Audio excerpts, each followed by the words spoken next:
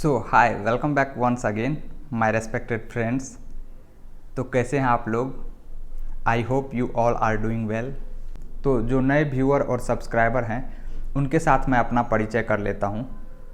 मैं यूपीएससी की तैयारी करता हूं इंग्लिश मीडियम से। इस तैयारी के दौरान कोचिंग में जो क्लास नोट्स तैयार करवाया जाता है मुझे, वो मैं आप लोगों के साथ हूबहू शेयर करूँगा। इसमें मेरे तरफ से कोई एक्सप्लानेशन नहीं होगा। मैं प्रत्येक सब्जेक्ट बिल्कुल सीक्वेंस में शेयर करूंगा, ताकि जो लोग सेल्फ स्टडी करते हैं या फिर कुछ समय बाद तैयारी शुरू करना चाहते हैं उसे ये आइडिया मिल जाएगा कि क्या पढ़ना है। फिर आप उस टॉपिक को यूट्यूब पे सर्च करके समझ सकते हैं या फिर किसी नामी गामी कोचिंग का स्टडी मटेरियल परचेज करके भी तैयारी कर सकते हैं। आपको एक आइडिया मिल जाएगा कि क्या हमें पढ़ना है, क्या नहीं पढ़ना है इसके थ्रू। सॉरी फ्रेंड्स, मैं कोचिंग का नाम शेयर नहीं कर सकता, ताकि फ्यूचर में कोचिंग वाले की तरफ से कोई एक्शन न लिया जाए। बस मैं इतना बता सकता हूँ कि भारत में दो सबसे फेमस इंस्टीट्यूट है, जिससे कि हर बार टॉप 100 में सबसे ज़्यादा रैंकर्स होते हैं। इन्हीं दो कोचिंग में से एक कोचिंग में मैं स्टडी करता हूँ। ये शुरू का इंट्रोडक्शन मैं हर वीडियो में ऐड कर दूंगा, जो सेम ही रहेगा, जिससे कि नए व्यूअर को ये पता चल पाएगा कि क्या मामला इधर चल रहा है। जहाँ से टॉपिक शुरू करूँगा वहाँ से मैं बोल दूँगा लेट्स स्टार्ट टुडेज टॉपिक। तो जो न्यू फ्रेंड्स हैं वह चैनल को सब्सक्राइब करके बेल आइकन को दबा दीजिए, ताकि नए वीडियो का नोटिफिकेशन आपके मोबाइल तक पहुंच पाए। Let's start today's topic. आज हम अर्थक्वेक के बारे में देखेंगे। पिछले क्लास में हमने वोल्केनिज्म तक देखा था। जियोमॉर्फोलॉजी हम पढ़ रहे हैं। जियोमॉर्फोलॉजी में हम वोल्केनिज्म मतलब ज्वालामुखी का उद्भव यहाँ तक देखा था, और आज हम भूकंप के बारे में पढ़ेंगे, जिसको इंग्लिश में अर्थक्वेक कहते हैं। तो ये रनिंग नोट्स है, एक बार मैं दिखा देता हूँ। यहाँ तक हमने लास्ट क्लास में देख लिया था। आज एक नया टॉपिक जो कि अर्थक्वेक है, और ये जियोमॉर्फोलॉजी का पार्ट है। जियोमॉर्फोलॉजी हम पढ़ रहे हैं। तो आइए अर्थक्वेक को एक बार डिफाइन कर लेते हैं। ये रनिंग नोट्स है जो सर समझाते टाइम मैंने रनिंग नोट्स लिखा था। सर इसका डेफिनेशन भी लिखवाए हैं जो अगले पेज पे है। तो एक बार मैं आपको ये भी पढ़ देता हूँ। The rock in the earth interior due to the earth adjustment sometimes they break. Due to the breaking of the rock strain energy dissipate outs, या फिर release in the form of ripples. The mode of transportation of energy is in the form of wave. These wave are called as seismic wave. Rock basically break at the fault line. अब इसको मैं एक बार समझा देता हूँ। देखिए, पृथ्वी जो हमारा ये जो अर्थ है, ये किसका बना हुआ है? रॉक का बना हुआ है।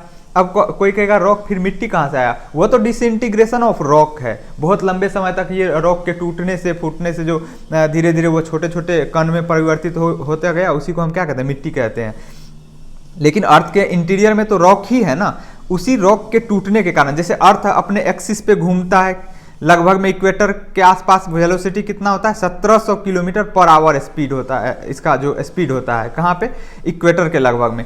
तो ये जो इतने स्पीड से घूम रहा होता है, तो कभी कभी क्या होता है, अर्थ के अंदर जो रॉक होता है वो उसमें कुछ डिस्टर्बेंस क्रिएट होता है, और उसी एडजस्टमेंट के दौरान रॉक क्या होता है? ब्रेक होता है। अब जब रॉक फूटेगा तो एनर्जी रिलीज होगा, तो उसी को हम क्या कहेंगे? Strain energy. और वो स्ट्रेन एनर्जी रिलीज होता है किस फॉर्म में? रिपल्स के फॉर्म में। ये रिपल्स क्या होता है? जैसे कि पानी में आप कंकर फेंकते हैं बीच में, तो क्या देखते हैं? वो जो ऊपर नीचे वेव पहुंचता है, कहाँ तक? अंतिम तक, किनारा तक पहुंचता है ना। उसी तरीके से ये जब रॉक टूटेगा तो वो रिपल्स के फॉर्म में ट्रांसफर होता है। वो कौन सा एनर्जी? Strain energy.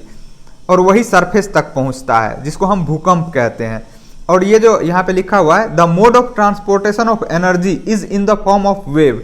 ये वेव के फॉर्म में ट्रांसफर होता है। कहाँ तक? सरफेस तक। This wave are called as seismic wave. इसी वेव को हम सेस्मिक वेव कहते हैं। आगे लिखा हुआ है, rock basically break at the fault line. Break कहाँ पे होता है रॉक?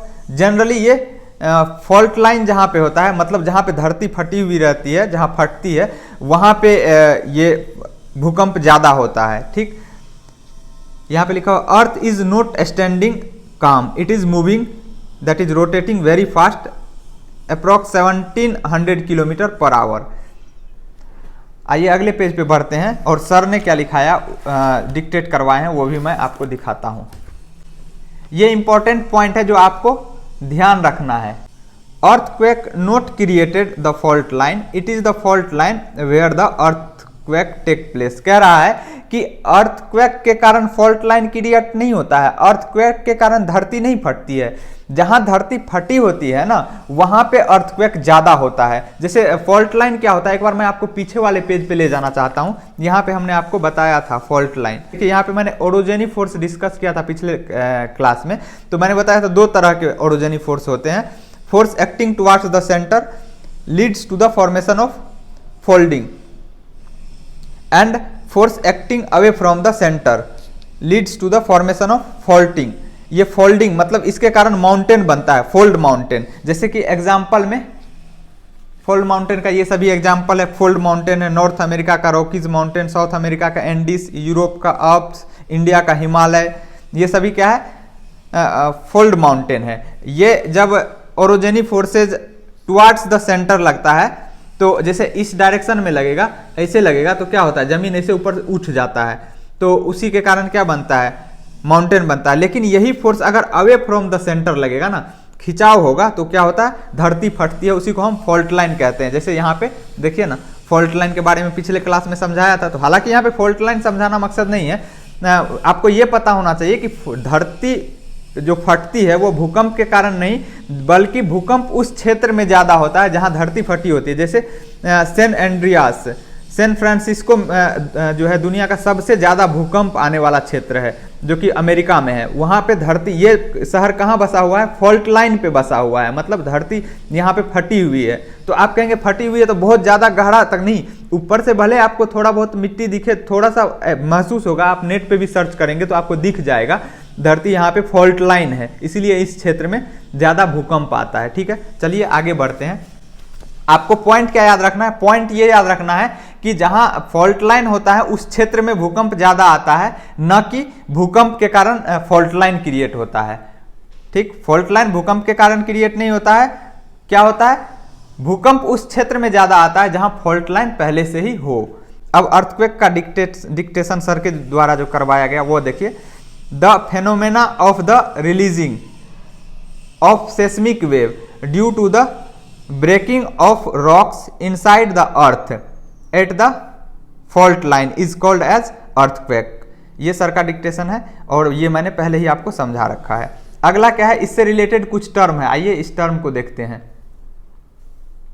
फोकस, फोकस किसको कहते हैं, focus is the point where the strain energy releases the focus otherwise called as hypocentre. जहां पे रॉक टूटेगा वहां पे क्या होता है स्ट्रेन एनर्जी रिलीज होता है, तो जहां पे टूटता है उस पॉइंट को क्या कहते हैं फोकस कहते हैं या हाइपोसेंटर कहते हैं। और उसी के जस्ट ऊपर अर्थ के सरफेस पे इस पॉइंट से जहां नजदीक वाला पॉइंट होगा, अब कोई कहेगा अर्थ तो गोल है अंदर में फूटा तो यहां भी तो होगा, वो भी तो पॉइंट हम कह सकते हैं एपिसेंटर, नहीं, ये किसी ना किसी साइड, या तो इस साइड या इस साइड या इस साइड, जो सरफेस से ज्यादा नजदीक होगा इस पॉइंट से, जो सरफेस पर ज्यादा नजदीक वाला पॉइंट होगा वो एपिसेंटर कहलाएगा।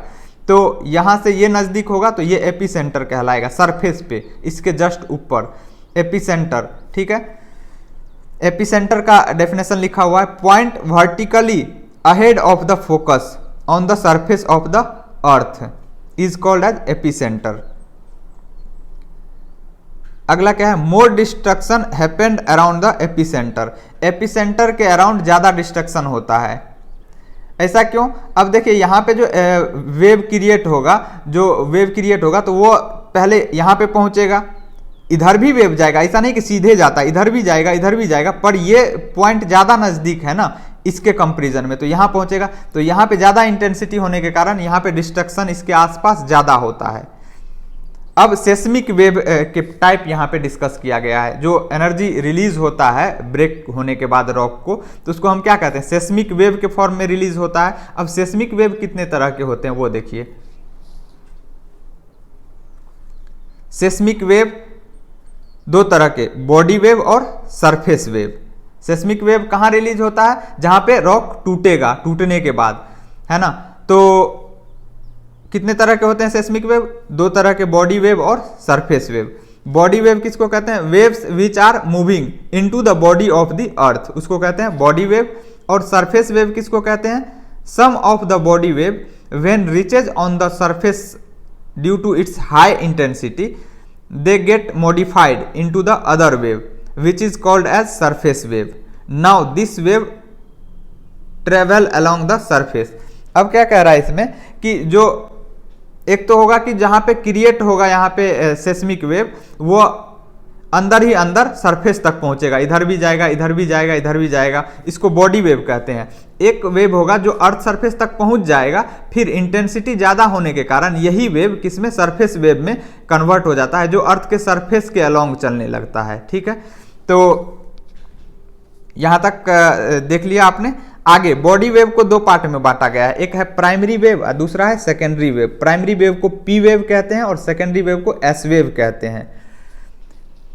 यहाँ पे डायग्राम बना के समझाया गया है कि यहाँ पे मान लीजिए आपका फोकस है, जिसे हम हाइपोसेंटर भी कहते हैं, और यहाँ पे अर्थक्वेक, यहाँ पे ब्रेक हुआ रॉक, और यहाँ पे सबसे पहले जापान, यहाँ पे मान लीजिए जापान है, तो यहाँ पे एपिसेंटर होगा, नज़दीक है, यहाँ पे सबसे पहले बॉडी वेव पहुँचेगा, यहाँ पे पहुँचने के बाद क्या होगा, वो सरफेस वेव में कन्वर्ट हो जाएगा। लेकिन ये पॉइंट दूर है, तो यहाँ ज़्यादा टाइम लगेगा ना पहुँचने में।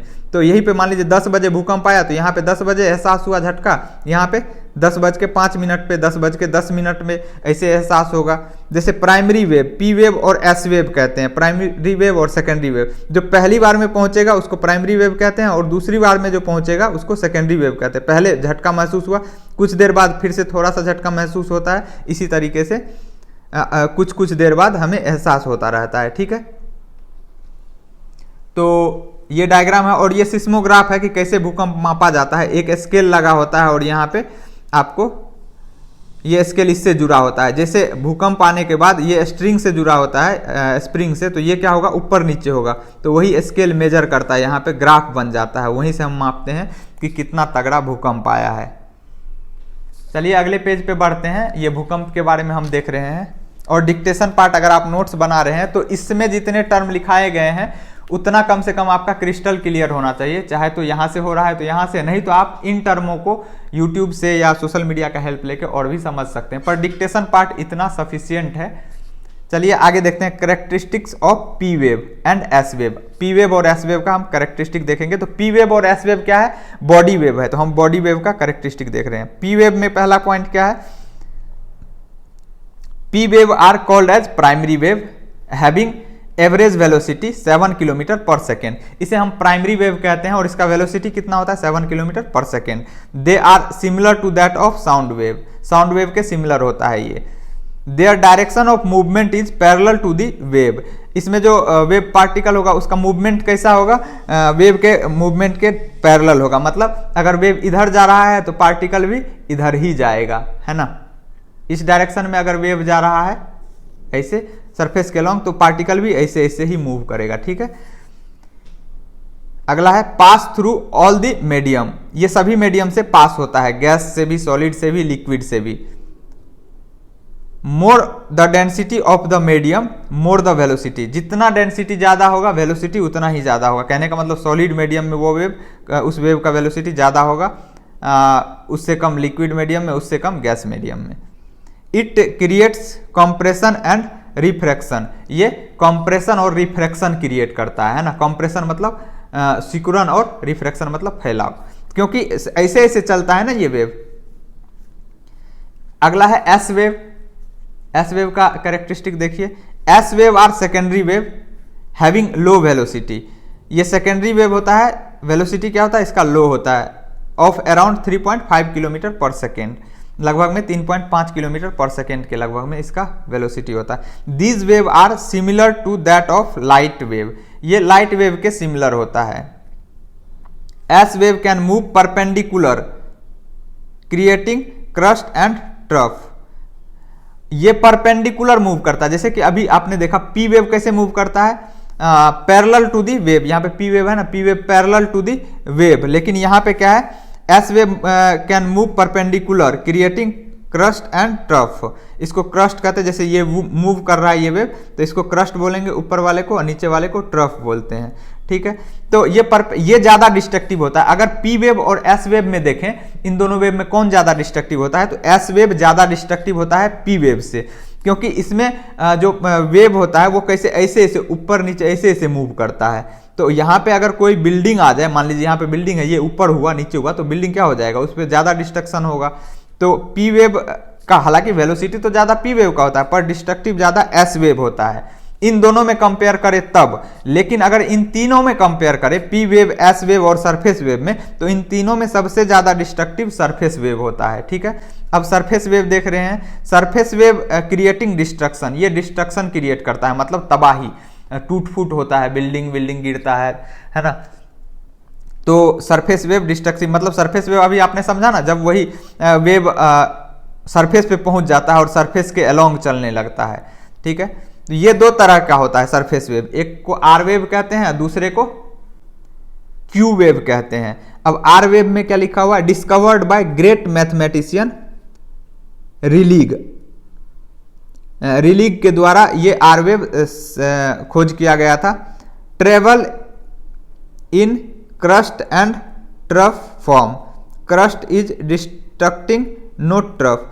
अब क्या करा, ये क्रस्ट और ट्रफ के, जैसा कि मैंने बताया कि ऊपर नीचे परपेंडिकुलर डायरेक्शन में, वेव के मोशन के परपेंडिकुलर डायरेक्शन में इसमें पार्टिकल का मूवमेंट होता है। ठीक है, तो जैसे ये ऊपर नीचे इस तरीके से मूव करेगा वेव, तो इसमें क्या होता है, कह रहा है कि डिस्ट्रक्टिव कौन होता है, crust and trough. Crust is distracting note trough, crust मतलब ये ज्यादा डिस्ट्रक्टिव होता है। ये जब वेव ऐसे ऊपर पहुंचा तो ये वाला जो पोजीशन, यहाँ जो बिल्डिंग होगा वो ज्यादा खतरा का सामना करेगा। अगर वही बिल्डिंग यहाँ पे होगा, ये अगर यहाँ पे ये बिल्डिंग होता है तो इसको उतना ज्यादा खतरा नहीं होता है। No destruction due to R wave, ये आर वेव तो है, लेकिन ये कहाँ पे है, ये बिल्डिंग क्रस्ट के सामने, ये वेव जो गुजरा तो ये क्रस्ट बन के गुजरा यहाँ से, तो यहाँ पे उतना ज्यादा खतरा नहीं होगा जितना कि इस बिल्डिंग को होगा, क्योंकि यहाँ से जब वेव गुजर रहा था तो ये किस फॉर्म में था,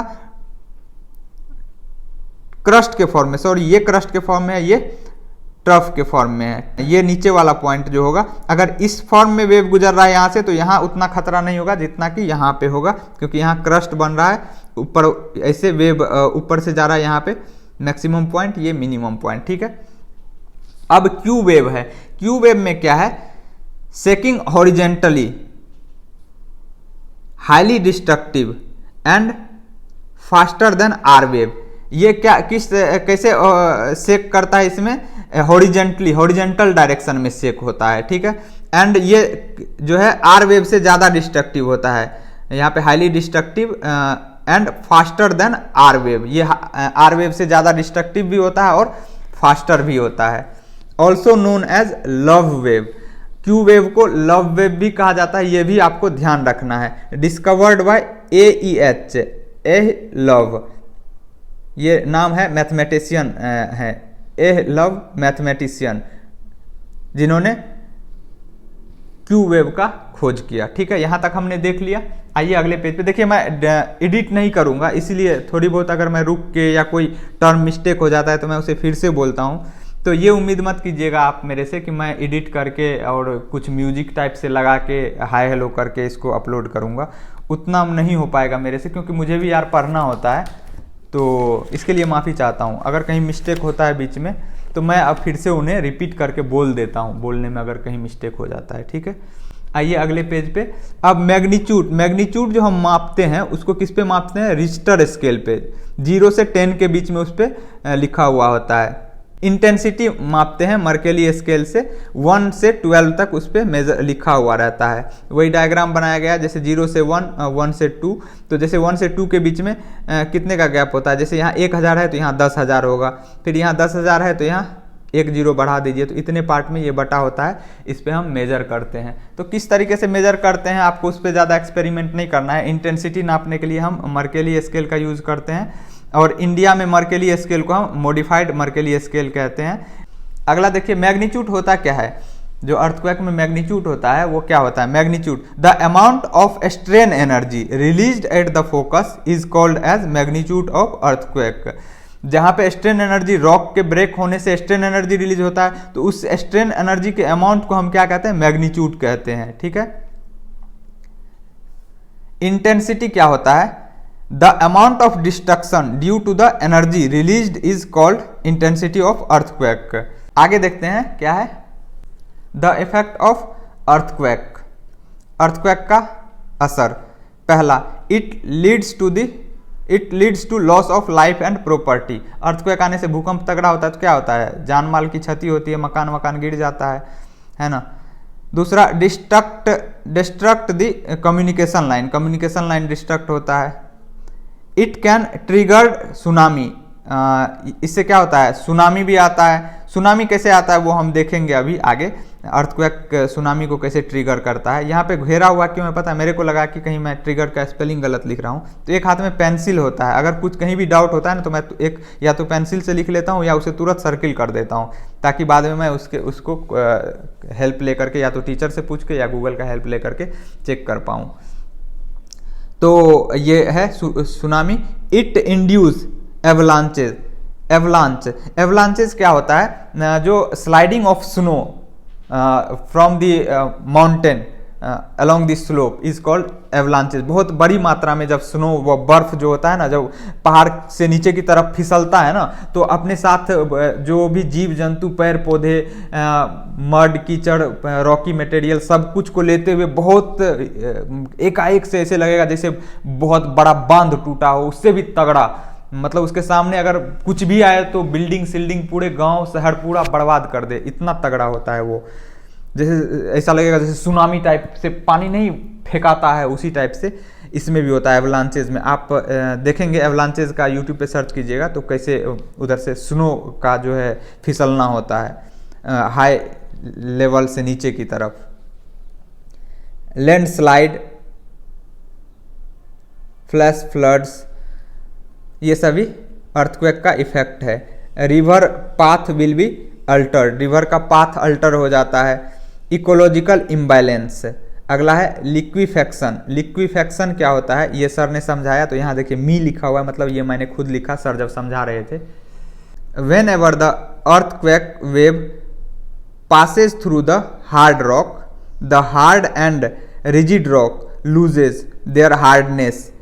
When rock loses their hardness, they cannot hold a structure above them, due to which they can sink the structure or lean the structure or may collapse the structure. This is called as liquefaction. कह रहा है कि जब wave पास होता है, earthquake में जो energy release होता है इन द फॉर्म ऑफ वेव, वो जब वेव रॉक से होके पास होता है तो क्या होता है, वो अपना रिजिडिटी मतलब जो कठोरता है वो क्या होता है, कम हो जाता है उसका।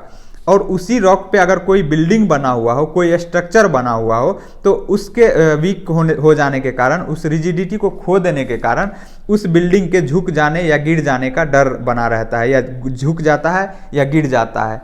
उसी को हम क्या कहते हैं, लिक्विफेक्शन कहते हैं। ठीक है, अब अगले पेज पे चलते हैं हम। अगला है सुनामी। देखिए सुनामी क्या होता है। Tsunamis are normally triggered by earthquake but not all the earthquakes triggered tsunami. कह रहा है कि सुनामी जो है जनरली अर्थक्वेक के कारण होता है, लेकिन इसका मतलब ये नहीं होता कि हर एक अर्थक्वेक सुनामी को जन्म देगा। ठीक है, अब जब सुनामी होता है तो क्या होता है, एक बार आपको ये फिगर समझाता हूँ। थोड़ा सा कॉम्प्लिकेटेड फिगर बना रखा है मैंने, तो आप समझ लीजिए, क्योंकि क्लास के दौरान ये पता नहीं होता है कितने दूर में क्या चलेगा, तो इसीलिए आपको समझना है, आप फोकस कीजिए, समझ में आ जाएगा। अब देखिए ये वाटर बॉडी है ना, सी ओशियन जो भी समझिए। तो यहाँ पे क्या है, ये जो जब पानी के नीचे भी तो तल होता है ना, तो ऐसा तो है नहीं कि एकदम पाताल तक पानी होगा अर्थ के सेंटर तक।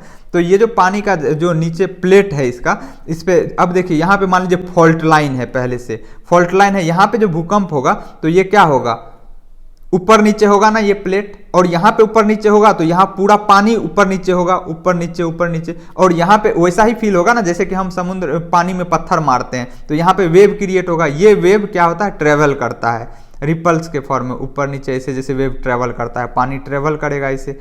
तो यहाँ पे क्या लिखा है, एक बार इसको समझ लेते हैं। When land shake up and down triggered tsunami. अगर यही जो तल है, यहाँ जो समुद्र का तल है, ये जो ऊपर नीचे अगर यहाँ पे भूकंप आता है, भूकंप आने का मतलब अगर इसके अंदर रॉक ब्रेक होता है तो ये क्या होगा, हिलेगा। अगर इसका मूवमेंट ऊपर नीचे होता है वर्टिकल डायरेक्शन में तो ये सुनामी को जन्म देगा, क्योंकि यहाँ से ऊपर नीचे होगा तो पूरा पानी का ये कॉलम ऊपर नीचे होगा। यहाँ से ऊपर नीचे होने का मतलब हुआ यहाँ से वेव जनरेट होगा, वही वेव किनारे तक पहुँचता है। When earth shake horizontally it does not trigger tsunami. अगर ये हॉरिजेंटल डायरेक्शन में शेक होता है इस तरीके से तो ये सुनामी को जन्म नहीं देगा, ठीक है। ये फॉल्ट लाइन है, ये पहले से दिखाया गया है, ये फॉल्ट लाइन है, ठीक है। अब इसमें कुछ टर्म को समझना है। देखिए जैसे यहाँ पे वेव क्रिएट हुआ तो वेव तो इस फॉर्म में जाएगा, है ना, इस तरीके से ऊपर नीचे tough and crust and tough बनाते हुए। उसी तरीके से यहाँ इस साइड भी होगा। अब यहाँ पे जहाँ गहरा पानी है वहां तक तो ठीक है। अब धीरे धीरे जब ये किनारे पे पहुंचेगा तो किनारे पे क्या होता है, गहराई घटता है। यहाँ सरफेस होने के कारण यहाँ जो पानी आ रहा है बहुत ज़्यादा तेज गति से, उसका वेलोसिटी डिक्रीज होता है। क्यों? किनारे पे फ्रिक्शन फोर्स के कारण। किसका फ्रिक्शन फोर्स? एक तो पानी की गहराई कम होती है, दूसरी बात जो सरफेस सतह होता है ना, कोस्ट होता है, कोस्ट के फ्रिक्शन फोर्स के कारण, मतलब समुद्र के किनारे के फ्रिक्शन फोर्स के कारण ये वेलोसिटी एकाएक से डिक्रीज होता है। तो डिक्रीज होगा तो क्या होगा, कोई बहुत तेजी से कोई चीज आ रहा है उसको एकाएक से जब उसको डिक्रीज करेंगे, रोकेंगे तो क्या होगा, जंप करेगा, तो जंप ऊपर की तरफ। उसी तरह यहाँ पे मान लीजिए इस तरीके से डायग्राम थोड़ा सा वो बना, यहाँ पे समझाया गया है। यहाँ पे देखिए, यहाँ पे समझा रहा हूँ। जैसे यहाँ पे आया तो देखिए धीरे धीरे वेलोसिटी घट रहा है, ये क्या होगा, यहाँ तो गहराई है तो ऐसे ऐसे वेव एकदम मतवाले की तरह चलेगा अपने। लेकिन यहाँ पे आने के बाद फ्रिक्शन फोर्स जो होता है सरफेस का, वो इसके वेलोसिटी को एकाएक से डिक्रीज करता है, जिसके कारण क्या होता है, यहाँ जो वेव होता है ना, जो पानी होता है वो जंप करता है और एक दूसरे के ऊपर जंप करता है। जो पहला वेव आया वो जंप किया, उसके ऊपर दूसरा वेव, तीसरा वेव, इसी तरह से पानी ऊपर की तरफ उठता है ना। उसी को हम लोग सुनामी कहते हैं। देखो पानी, बहुत तेज पानी आ रहा है और एकाएक से किनारे के पास आने के बाद ये पानी जंप करता है। जंप करने का रीजन क्या होता है, यहाँ जो फ्रिक्शन फोर्स होता है ना सरफेस का, वो। तो अब इसमें कुछ टर्म दिया गया है, देखिए इस टर्म को आपको समझना है। शेओलिन effect, overriding of one wave over the other wave. देखिए यहाँ पे एक वेव के ऊपर दूसरा वेव, जो वेव के फॉर्म में ये पानी आ रहा था वो क्या होगा, एक दूसरे पे चढ़ता है ना। क्यों? क्योंकि यहाँ पे वेलोसिटी एकाएक से डिक्रीज होता है सरफेस के फ्रिक्शन के कारण। तो ये क्या होता है, इसी को हम क्या कहते हैं, शेओलिन इफेक्ट कहते हैं। और ये जो है ना, इसको रनअप कहते हैं। रनअप, ये कितना हाइट जाता है, इस हाइट को रनअप कहते हैं। जनरली यहाँ पे कंफ्यूजन होता है या कहीं कहीं लिखा भी रहता है कि रनअप जो कहते हैं, पानी जितने दूर तक फैलता है ना सुनामी का, उसको रनअप कहते हैं। नहीं, उसको नहीं कहते हैं। ये हाइट जो होता है ना, ओवरराइडिंग ऑफ जो वाटर होता है यहाँ पे, उसको, उस हाइट को हम रनअप कहते हैं, कितना हाइट तक गया है। तो यहाँ पे देखिए लिखा हुआ है एक बार सुनामी का definition. If overriding of water wave on sea created height more than 10 metre then it is called as tsunami. अगर ये जो हाइट होता है ना, ये 10 मीटर से ज्यादा हो तभी हम इस वाटर के वेव को सुनामी कहेंगे, ठीक है। तो हाइट कितनी होनी चाहिए, 10 मीटर से ज्यादा होनी चाहिए। किसका? ये जो रनअप है, रनअप का, ठीक है। The height of water in this phenomena is called run up. इसी को हम रनअप कहते हैं। ये जो हाइट होता है वाटर का, जो ओवरराइडिंग के बाद होता है, ये ऊपर कितना गया, सरफेस, किस सरफेस से, वाटर सरफेस से हाइट मेजर करते हैं। एक बार इसको देख लीजिए, यहाँ भी कुछ डायग्राम बना हुआ है। एक बार लिक्विफेक्शन का डायग्राम एक बार मैं समझाता हूँ। पिछले पेज पे जो लिक्विफेक्शन था, मान लीजिए यहाँ पे अर्थक्वेक क्रिएट हुआ, ठीक है।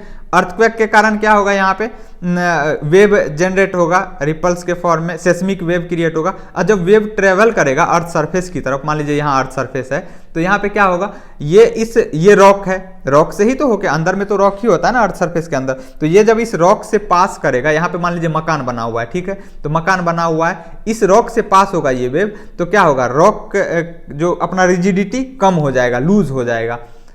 अगर बहुत ज्यादा लूज हो गया तो क्या होगा, इस पे जो ये बिल्डिंग टिका हुआ है उसके गिरने का या कोलैप्स होने का, झुक जाने का या धंस जाने का डर रहेगा। क्योंकि जिस रॉक पे ये बिल्डिंग बना हुआ है, चट्टान पे बिल्डिंग बना हुआ है, तो वो क्या होगा, ढीले पड़ जाएंगे। क्यों? इसी वेव के कारण, इस वेव के इससे गुजरने के कारण। बहुत तगड़ा वेव होगा तो ज्यादा लूज होगा, इसी से मकान गिर जाता है या धंस जाता है। अगला क्या है, ये वेव बना हुआ है, जैसे वाटर वेव क्रिएट होगा तो कैसे चलेगा, इससे ऊपर नीचे, इसको कहते हैं क्रस्ट, इसको कहते हैं टफ, ठीक है। वेवलेंथ किसको कहते हैं, यहाँ पे लिखा हुआ distance between two consecutive crust और टफ इज कॉल्ड वेवलेंथ। दो कंजिक्यूटिव अगर हम ट्रफ नाप रहे हैं तो यहाँ से यहाँ तक एक ट्रफ यहाँ है तो इसका अगला यहाँ पे है, तो ये वेवलेंथ कहलाएगा। अगर हम क्रस्ट नापेंगे तो एक क्रस्ट यहाँ है दूसरा यहाँ है, तो ये इन दोनों के बीच के डिस्टेंस को हम क्या बोलेंगे, वेवलेंथ बोलेंगे, ठीक है। Lambda is equal to, lambda से डिनोट करते हैं वेवलेंथ को, lambda is equal to 350 kilometre to 500 kilometre. Lambda कितना होता है, 350 किलोमीटर से 500 किलोमीटर होता है किसमें, सुनामी में, है ना, वेवलेंथ। वेलोसिटी कितना होता है, 500 किलोमीटर पर आवर से 600 किलोमीटर पर आवर, ठीक है, किसमें, सुनामी में। अब यहाँ पे देखिए वेलोसिटी 500 से 600 किलोमीटर पर आवर होता है जहाँ पे ये क्रिएट होगा वेव, यहाँ पे अगर वेव क्रिएट हो रहा है तो यहाँ पे वेलोसिटी 500 से 600 किलोमीटर पर आवर होता है, और यही जब किनारे पे पहुंचता है तो एकाएक से वेलोसिटी घट के 50 से 60 किलोमीटर पर आवर हो जाता है। तो इतना ज़्यादा वेलोसिटी एकाएक से घट के इतना हो जाए तो यहाँ पे क्या होगा, पानी तो जंप करेगा ना, एकाएक से ब्रेक लगाएगा तो क्या होगा, ओवर राइडिंग ऑफ वेव होगा, मतलब वाटर एक दूसरे के ऊपर चढ़ेगा, यही हाइट क्रिएट करता है, ठीक। अगला क्या है, यहाँ तक हमने सुनामी को देख लिया था। अगला है edge wave, wave which are formed due to the receding tsunami water and the water already there in the ocean. देखो जैसे कि वेव, जैसे सुनामी क्रिएट हुआ तो ये क्या होगा, ये ऊपर पानी चढ़ेगा सी कोस्ट पे, किनारे पे, फिर वो पानी, हालांकि स्लोप किधर रहता है, नीचे की तरफ रहता है ना, ऐसे रहता है ना, तो मान लीजिए पानी इस पे चढ़ा, ठीक, फिर ये पानी तो वापस आएगा, तो पहले से कहाँ जाएगा, ओशियन में जाएगा, समुद्र में जाएगा। तो ये जो पहले से पानी है समुद्र में और ये जो वापस जाएगा कुछ वेलोसिटी से, तो उसके कारण जो वेव क्रिएट होता है उसी को हम एज वेव कहते हैं, ठीक है। आइए अब अगले पेज पे बढ़ते हैं, देखते हैं क्या दिया हुआ है। Volcanic eruption in the ocean can trigger tsunami. Volcanic eruption के कारण भी सुनामी आता है ना। जैसे वोल्केनिक इरप्शन में क्या होगा, पहले बाय प्रोडक्ट निकलता है, जैसे बोल्डर, एसेज, गैस, ये सभी, उसके बाद मैग्मा निकलता है, तो वो सभी क्या करेगा, उसके कारण यहाँ वाटर में वेव क्रिएट होगा। अगर यहाँ पे बोल्डर निकलेगा, रॉकी मटेरियल निकलेगा, गैसेज निकलेगा, मैग्मा निकलेगा, तो वो कहाँ पे, पानी में ही तो गिरेगा, पानी में ही तो जाएगा, तो उसके कारण पानी में डिस्टर्बेंस क्रिएट होगा, वही क्या बनेगा बाद में, किनारे पे जाके सुनामी बनता है। पानी में वेव जनरेट होगा, वही वेव किनारे तक पहुंचता है। अगर उसका रन अप 10 मीटर से ज़्यादा होता है किनारे के पास तो उसको हम क्या कहते हैं, सुनामी। अगला है मेटियोराइट हीट ट्रिगर्ड सुनामी। अगर मेटियोराइट हीट करता है पानी में, अगर पानी में आके गिरता है, मेटियोराइट क्या किसको कहते हैं, स्पेस से आने वाले रॉकी ऑब्जेक्ट जो कि अर्थ के एटमॉस्फेयर में आने के बाद वो या तो ऊपर ही जल जाता है, या अगर वो अर्थ सरफेस पे टकराता है, तो अगर सरफेस पे टकराता है लैंड मास पे तो वो लेक बनाता है। डिप्रेशन अगर बहुत ज़्यादा बड़ा कर देता है, गहरा कर देता है, तो वहाँ पे लेक बन जाता है, जैसे महाराष्ट्र का लूनार लेक, जैसे मैंने आपको एग्जाम्पल दिया भी था शुरू के लेक्चर में कि लूनार लेक कैसे क्रिएट हुआ। और अगर वही पानी में आके टकराएगा तो क्या होगा, पानी में टकराएगा तो वेव क्रिएट करेगा। जैसा कि आप पानी में पत्थर फेंकते हैं तो क्या होता है, वेव जनरेट होता है ना, पानी ऊपर नीचे होते होते किनारे तक पहुंचता है ना। उसी तरह बहुत ज़्यादा वेलोसिटी से गिरेगा, बहुत बड़े साइज का, तो क्या होगा, वेव क्रिएट होगा, वही वेव सुनामी का रूप लेता है। Landslide also create tsunami. Landslide के कारण भी सुनामी होता है। लैंडस्लाइड मतलब जैसे मान लीजिए ये समुद्र के किनारे का ये जगह है और यहाँ से क्या होगा, भूस्खलन होगा, यहाँ से लैंडस्लाइड होगा, मिट्टी यहाँ से या पहाड़ टूट के यहाँ पानी में गिरेगा तो क्या होगा, इसके कारण भी सुनामी जनरेट होगा। अब आगे आइए देखते हैं क्या है, टाइप ऑफ अर्थक्वेक। अर्थक्वेक के प्रकार बेस्ड अपॉन ट्रिगरिंग फैक्टर। पहला है टेक्टोनिक अर्थक्वेक। टेक्टोनिक अर्थक्वेक क्या होता है, उसका डेफिनेशन है because of the movement of the earth disturbance that is happening inside earth. अगर इसके कारण अर्थक्वेक होता है, अर्थ के मूवमेंट के कारण, अर्थ के अंदर जो डिस्टर्बेंस होता है जिसके कारण रॉक ब्रेक होता है, वो भी एक रीज़न होता है अर्थक्वेक का। दूसरा है वोल्केनिक अर्थक्वेक। वोल्केनिक एरप्शन मतलब जो ज्वालामुखी फूटता है उसके कारण अगला है human induce earthquake. Human induce earthquake में देखिए मेनी मोर टाइप्स, कौन कौन से टाइप हैं इसके। RIS मतलब रिजर्वायर इंड्यूस्ड सिस्मिसिटी। अगला है माइनिंग एक्टिविटी। माइनिंग एक्टिविटी मतलब ज़मीन के अंदर हम खोदते हैं, रॉक को ही तो खोदते हैं मशीन लगा के, अलग अलग उपकरण लगा के उसको माइनिंग, तब हम नीचे से खनिज पदार्थ निकालते हैं, मिनरल्स निकालते हैं। और अंडरग्राउंड न्यूक्लियर टेस्ट। तो ये सभी ह्यूमन इंड्यूस्ड अर्थक्वेक है, मनुष्य के गतिविधि के कारण ये सभी अर्थक्वेक होता है। जैसे कि रिजर्वायर मतलब जैसे हम बांध बनाते हैं तो क्या करते हैं, पानी को स्टोर करते हैं, रोक के रखते हैं। तो ये मान लीजिए यहाँ बांध बना दिया हमने और यहाँ पानी रुका हुआ है, तो ये पानी परकोलेट होकर जमीन के नीचे जाएगा, जमीन के नीचे जाएगा और बहुत लंबे समय तक ये पानी एब्जॉर्ब करेगा कोई भी रॉक। तो क्या होगा, वो रिजिडिटी उसका लूज होगा, रॉक टूटेगा, और वही टूटने से, रॉक के टूटने को ही तो अर्थ के अंदर क्या करते हैं, सेस्मिक वेव जनरेट होता है, वही वेव तो अर्थक्वेक का कारण होता है। तो रिजर्वायर इंड्यूस सिस्मिसिटी। अगला है type of earthquake based on depth of hypocentre. Hypocentre जहाँ पे अर्थक्वेक जनरेट होता है, जहाँ पे रॉक ब्रेक होता है, उसको क्या कहते हैं, हाइपोसेंटर कहते हैं ना। तो डेप्थ ऑफ हाइपोसेंटर के बेसिस पे हम देखेंगे कि अर्थक्वेक कितने टाइप के होते हैं। पहला है shallow earthquake. When focus that is hypocentre is less than 40 kilometre from the surface of earth. कहने का मतलब अगर हाइपोसेंटर या फोकस जिसको कहते हैं, अगर वो 40 किलोमीटर, अर्थ के सरफेस से 40 किलोमीटर के कम डेप्थ पे हो, तो हम क्या कहेंगे, सेलो अर्थक्वेक कहेंगे। अगर 40 किलोमीटर से कम डेप्थ पे फोकस हो तो हम उसको बोलेंगे सेलो अर्थक्वेक। फोकस किसको कहते हैं, जहाँ पे रॉक ब्रेक होता है ना, जहाँ पे अर्थ सेस्मिक वेव क्रिएट होता है, उसको हम क्या कहेंगे, फोकस कहेंगे या hypocentre. Medium earthquake. Focus lies between 40 kilometre to 350 kilometre. अगर फोकस 40 किलोमीटर से 350 किलोमीटर के बीच होता है तो हम उसको मीडियम अर्थक्वेक कहते हैं। फोकस फिर से मैं एक बार बताता हूं, यहाँ पे फोकस दिखाया हुआ है, कहीं आप भूल गए होंगे तो मैं एक बार और दिखा देता हूं। Focus is the point where the strain energy release the focus otherwise called as hypocentre. जैसे यहाँ पे रॉक ब्रेक होता है तो इसी को हम क्या कहेंगे, फोकस कहेंगे अर्थ के अंदर, ठीक है। और यही जस्ट ऊपर, इस पॉइंट के जस्ट ऊपर अर्थ सरफेस पे हम क्या कहेंगे, इसको, इस पॉइंट को एपिसेंटर कहेंगे। चलिए आते हैं यहाँ पे, हम हाइपोसेंटर या फोकस के बेसिस पे हम टाइप ऑफ अर्थक्वेक देख रहे हैं, इसीलिए मैंने एक बार आपको फोकस को फिर से डिफाइन कर दिया। तो हमने सेलो अर्थक्वेक देखा, मीडियम अर्थक्वेक देखा। सेलो अर्थक्वेक होता है अगर फोकस 40 किलोमीटर से कम डेप्थ पे हो। डेप्थ कहाँ से नापेंगे, अर्थ सरफेस से, है ना। अर्थ सरफेस से अगर 40 किलोमीटर के अंदर हो फोकस तो हम कहेंगे उसको सेलो अर्थक्वेक। और अगर फोकस 40 किलोमीटर से 350 किलोमीटर के बीच हो तो उसको मीडियम अर्थक्वेक कहेंगे। अगले पेज पे आइए। Deep earthquake. When focus lies beyond 350 kilometre. अगर फोकस 350 किलोमीटर से ज्यादा डेप्थ पे हो, फोकस को ही हम हाइपोसेंटर भी कहते हैं, ध्यान रखना है आपको, की टर्म आपको हमेशा ध्यान रखना है। अगर वो 350 किलोमीटर से ज्यादा हो, कौन, हाइपोसेंटर या फोकस, तो हम उसको क्या बोलेंगे, डीप अर्थक्वेक बोलेंगे। करंट रिलेटेड कुछ पार्ट है। अर्थक्वेक स्वार्म किसको कहते हैं, no major shock but a series of minor shock. यहाँ पे डेफिनेशन लिखा हुआ है, डायरेक्ट मैं यहाँ पे आपको दिखाता हूँ।